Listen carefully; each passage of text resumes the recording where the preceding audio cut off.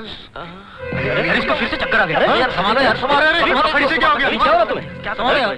देखिए इसे चक्कर आने की बीमारी है। प्लीज थोड़ी देर के लिए अंदर लिटा दीजिए, वरना बेचारे की हालत ज्यादा बिगड़ जाएगी। प्लीज। रवि बात अंदर। Thank you. अंदर ले आओ, यहाँ लेटा दो बिस्तर पर। अरे क्या मुसीबत घर में उठा के ला रहे हो? अरे भगवान, ये मुसीबत नहीं, मिर्गी का मरीज है, बेचारा चक्कर खा के गिर गया था। अरे तुम में से कोई डॉक्टर को बुला लो। डॉक्टर को बुलाने की कोई जरूरत नहीं है। रवि, डॉक्टर ने कहा है जब कभी इसे इस तरह का चक्कर आए तो फौरन 1 गिलास दूध पिला दीजिए, इसकी तबीयत बिल्कुल ठीक हो जाएगी। है? ये कैसी बीमारी है? दूध। प्लीज इसे 1 गिलास दूध पिला दीजिए, फौरन ठीक हो जाएगा। दूध चाहिए ना तो पैसा निकालो, अभी बाजार से मंगवाती हूँ। अरे कैसी बात करती हो, बच्चे की जिंदगी का सवाल है। दूध। राधा बेटी, जाके 1 गिलास गर्म दूध तो लाके दे बेचारे को। दूध में और क्या क्या मिलाना है? शक्कर, और वो भी 4 चम्मच, ऐसा डॉक्टर ने कहा है। अच्छा, तो तुम्हारे डॉक्टर ने पीने का तरीका भी बताया होगा? डॉक्टर ने कहा है कि मैं पूरा दूध घटाघट पी जाऊं, और वो भी एक ही सांस में। तुम चिंता मत करो, मैं अभी लेकर आती हूँ दूध। दूध। तुम तो ऐसे रोते हो जैसे 2 साल का बच्चा अंगूठा मुंह में डाल के दूध के लिए चिल्लाता है। नमक? 4 चम्मच शक्कर की बजाय 4 चम्मच नमक देती हूँ उसे। 1, 2, 3, 4, मरने दो उसे। जल्दी मंगाओ आंटी। चला उठो। मामी। अब तुमसे उठा भी जाएगा या नहीं? हाँ, उठ सकता हूँ। दूध का गिलास देख के मेरी तबीयत संभल गई। ये कैसी बीमारी है? दूध का गिलास देखते ही तबीयत संभलने लगी।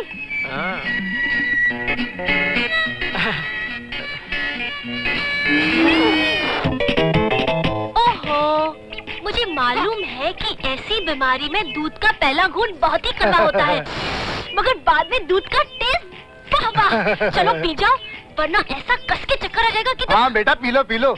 इतना मीठा दूध तो तुम्हारे जैसे जवान बेटे 1 घूंट में पी लेते हैं। मामा जी, मीठा। पी जाओ, वरना ये पूरा दूध गले में उतार दूंगी मैं। पीता हूँ।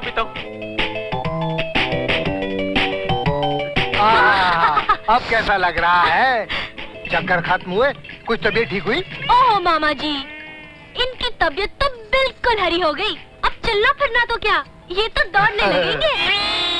क्यों, तबीयत ठीक नहीं हुई तो और 1 गिलास बना के दूं? नहीं, अपनी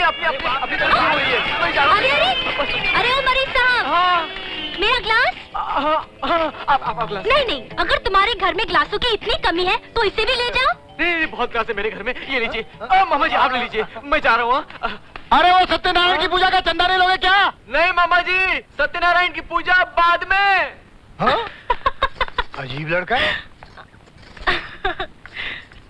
अरे हमारी बात तो अधूरी रह गई, चलो। अरे बस करो यार, जब देखो तुम्हारी बात।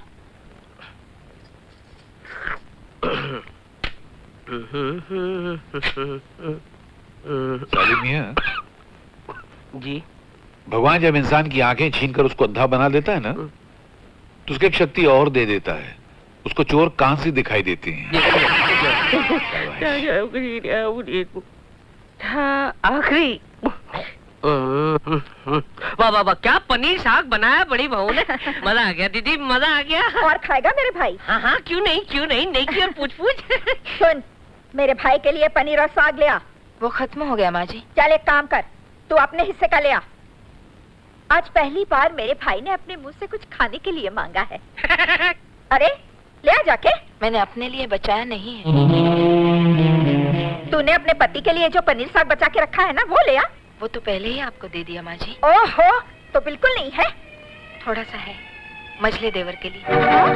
नहीं, उसके हिस्से का क्यों देगी? भैया, जब दोबारा पनीर साग बनेगा ना तो ढेर सारा खा लेना। हाँ? कोई बात नहीं दीदी, कोई बात नहीं। बाबूजी, आप इस तरह चुपचाप क्यों बैठे हैं? कुछ नहीं। खाइए ना। मैं आ गया। रवि। बाबूजी। आजा मेरे बेटे। माँ। जीते रहो बेटे, जीते रहो। ये क्या, न कोई चिट्ठी, न तार, न कोई खबर, ये अचानक कैसे आना हुआ? बस माँ, ऐसे ही अचानक आने का प्रोग्राम बन गया, और कुछ नहीं। नमस्ते बड़ी भाभी। जीते रहो। छोटी भाभी नमस्ते। खुश रहो। चिंटू हाय। हाय छोटे चाचा। और प्यारे मामा जी को आदर प्रणाम। आयुष्मान भव। वाह। ये आशीर्वाद मैंने टीवी सीरियल महाभारत देखने के बाद देना सीखा। खाना खाएगा? नहीं, तू तो खा के आया होगा। ओह मामा। अच्छा माँ, आज मैं सस्पेंस का ऐसा धमाका मारूंगा कि तुम खुशी से उछल पड़ोगी। क्या मतलब? अरे मतलब कुछ नहीं माँ, जल्दी से आरती का सामान मंगवाओ और फूल माला की तैयारी करो। हाँ? अरे रवि, क्या लाया है? जल्दी बोलना। माँ, मैं इस घर की यानी आपकी छोटी बहू लाया हूँ। क्या? मामा। तू छोटी बहू लाया मेरे लिए? हाँ बिल्कुल। देखा, झटका खा गए ना आप सब लोग। तू मजाक कर रहा है ना? नहीं माँ, मैं बिल्कुल मजाक नहीं कर रहा हूँ। तुम्हारी कसम, मैं सचमुच शादी करके आया हूँ। हाथ मत लगा मुझे। शादी करके आए हैं और घर वालों को खबर तक नहीं। नहीं माँ, देखो ये सब सवाल जवाब बाद में करो ना तुम। सबसे पहले बहू को घर में लाने की जो रस्म होती है ना, उस रस्म के साथ बहू को घर में तो ले आओ। मैं लेकर आती हूँ। मैं ऐसी शादी को नहीं मानती। अरे अब तुम्हारे मानने या न मानने से क्या होता है भाग्यवान। शादी हो चुकी है, फेरे लगा ली होंगी या किसी रजिस्ट्रार के यहाँ जाके दस्तखत कर ली होगी। अब ना फेरे उल्टे फिराए जा सकते हैं और ना दस्तखत वापस ली जा सकती है। बड़े लड़के का ब्याह तो गलत हुआ। आप उसके लिए जो लड़की ब्याह कर लाए, उसकी गांठ में फुटी कौड़ी तक नहीं थी। 2 जोड़े में हाथ हिलाती चली आई। जब मजले बेटे की शादी का नंबर आया तो मैंने सोचा कि मैं अपने दिल के अरमान पूरे कर लूंगी। कमबख्त लव मैरिज कर लाया। मछली बहू, देखो ना छोटे ने क्या किया।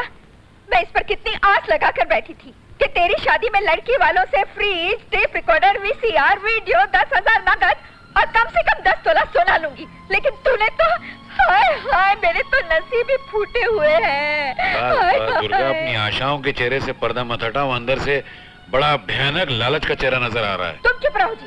बड़े आए हमेशा मेरे खिलाफ जहर उगलने वाले। तुम्हें क्या मालूम वो कौन है, किस खानदान की है, किस जात की है?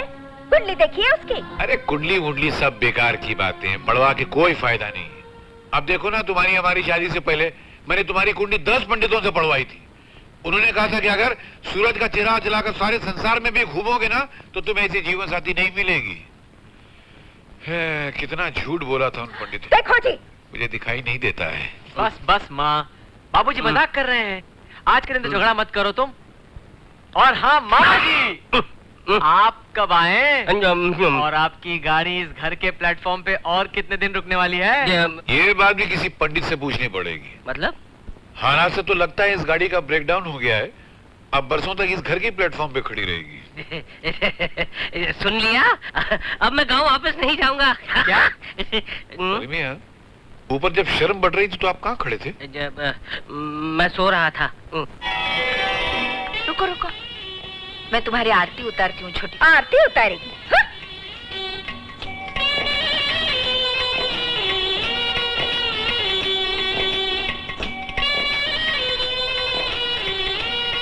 अब इसे गिराकर अंदर चली आओ। आओ बहू, घर के अंदर आओ।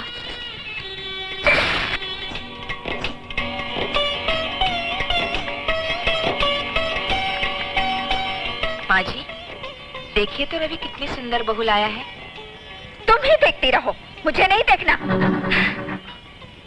बुरा मत मानना राधा, मेरी माँ तुम्हारी मामा की बिल्कुल डुप्लीकेट है। तू क्या बोल रहा है? कुछ नहीं माँ, मैं तो तुम्हारी तारीफ कर रहा था।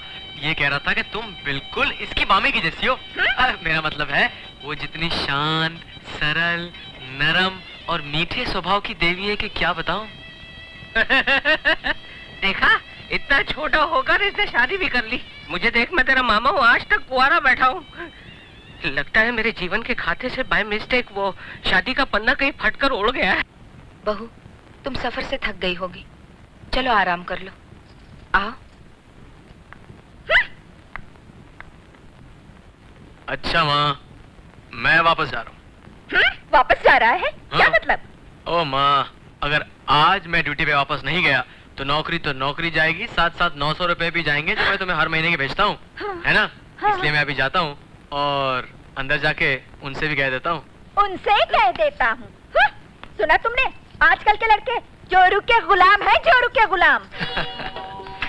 अच्छा भाभी, मैं चलता हूँ। चलता हूँ मतलब? 4 दिन की छुट्टियाँ मिली थी, वो भी फिनिश। आज रात को काम पर होना बहुत जरूरी है, वरना गड़बड़ हो जाएगी। नौकरी की खातिर नई नई शादी की कुर्बानी। अच्छा राधा, चलता हूँ। रवि, प्यारे देवर जी, मैंने देख लिया है बदमाश कहीं का। नहीं भाभी, वो तो आंखों में कचरा चला गया था। अच्छा? हाँ, मैं तुम्हारी आंखों का कचरा निकाल नहीं, अभी नहीं, फिर कभी। अभी मुझे देर हो रही है, मैं भी जा रहा हूँ। अच्छा मैं भी चलता हूँ, मैं चलता हूँ। Okay darling. नहीं, जा रहा हूँ मैं। Okay Radha, bye. चिंता मत कर राधा, बस ये समझ ले, इस घर में तेरी बड़ी बहन है। बाबूजी देखिए, मैं छोटी बहू को आपसे मिलाने लाई हूँ। अरे जीती रहे बेटी, जीती रहे। देखिए ना बाबूजी, रवि कितनी सुंदर बहू लाया है। काश मैं इसे देख सकता, मगर मन की आंखों से देख रहा हूँ, बहुत सुंदर है। बाबूजी आप आराम कीजिए, हम जाते हैं। जा बेटी जा। चलो।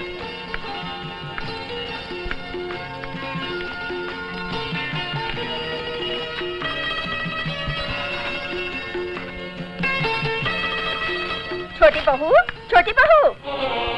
बड़ी बहू, तू यहाँ बैठकर इसके साथ गप्पे मार रही है। घर का सारा कामकाज कौन करेगा? इतने सारे मैले कपड़े धोने के हैं, कौन धोएगा? जा जाके कपड़े धो। मैं जाती हूँ माँ जी, तुम बैठो राधा, मैं घर का काम करके आती हूँ। चलो दीदी, मैं भी तुम्हारे साथ काम करूंगी। अरे नहीं। ओह, क्या प्यार उमड़ रहा है एक दूसरे पर। जाओ तुम जाके बर्तन धो, प्यार करने के लिए हम लोग है ना यहाँ। जाओ। जाती हूँ। मायके से तेरे माँ बाप ने तुझे क्या क्या देकर भेजा है?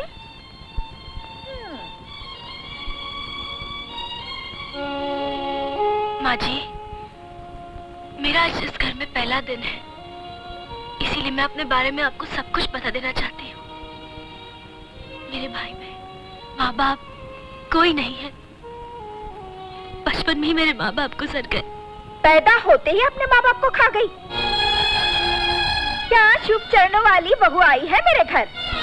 माँ जी, मैं तो ये समझकर यहाँ आई थी कि बचपन में जो माता पिता का प्यार मुझसे छिन गया था, वो ममता, वो प्रेम मुझे आपके चरणों में मिलेगा। वाह वाह वाह, क्या रस भरी मीठी मीठी बातें करती है माँ।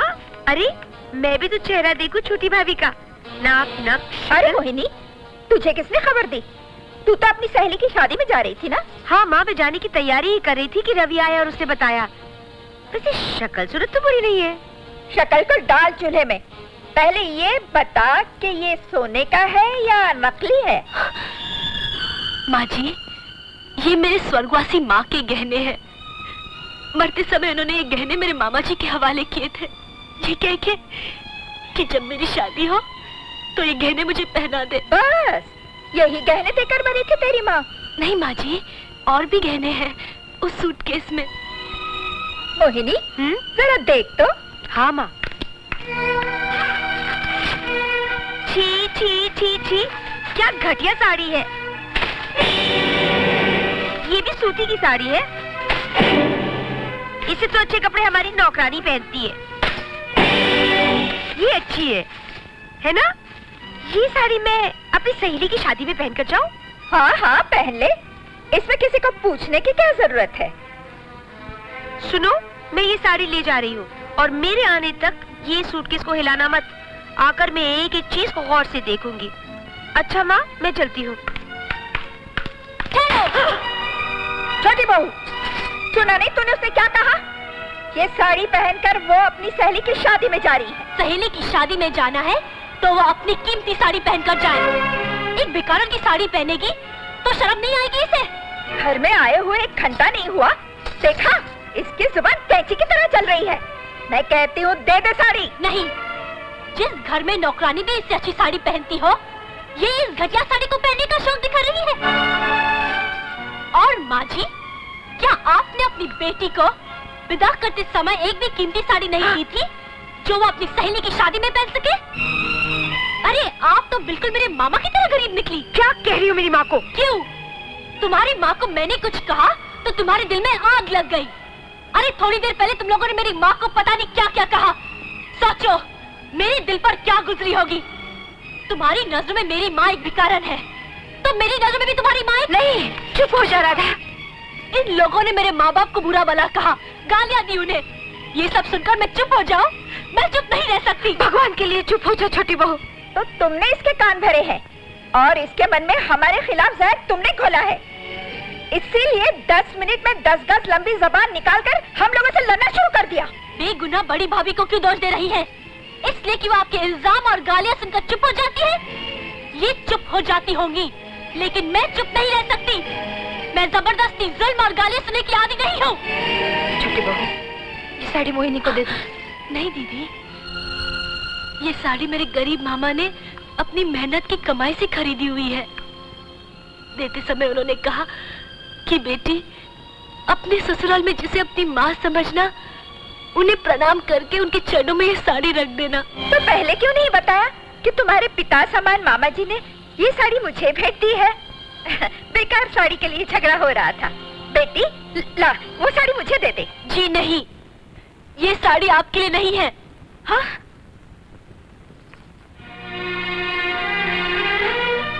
नहीं, ये क्या किया राधा तुमने? माँ जी के रहते हुए ये साड़ी तुमने मुझे दे दी? माँ का प्यार कभी पाया ही नहीं मैंने।